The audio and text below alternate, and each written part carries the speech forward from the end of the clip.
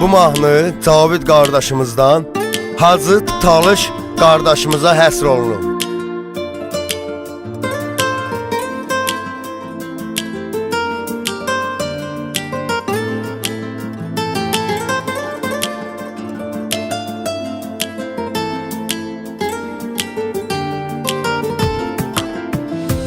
Seni tanıyanlar tanıyır değerli, sözün diyen cesaretli, hünerli.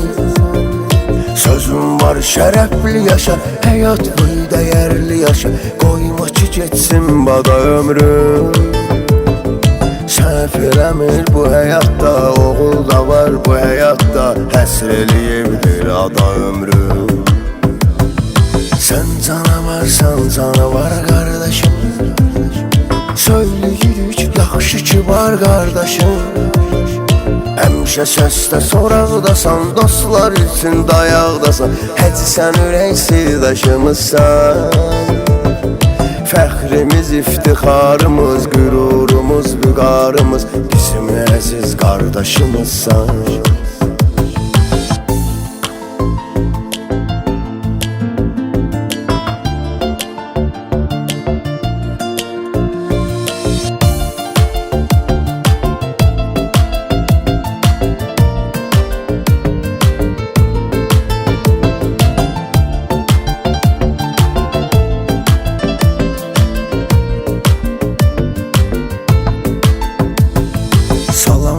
Золотой масалы, рожден святой масалы.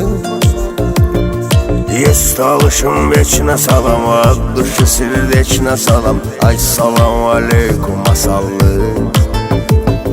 Есть талышым вечно салам, от души сердечно салам. Ассалам алейкум масалы. Hacı sənə yazdım bana mənimin oy. Ömür edə bilmir hər adam bulatnoy. Çox ünvanda hörməti var, dostlarına diqqəti var. Sən Hacı Talış baştacımızsan.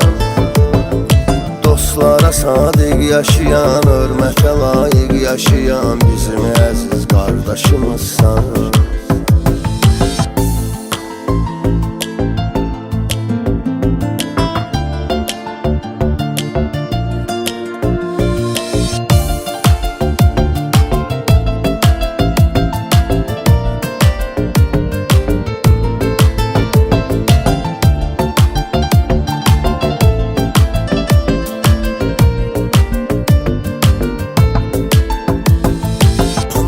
Мы едем на бульвар, возле моря кипит самовар.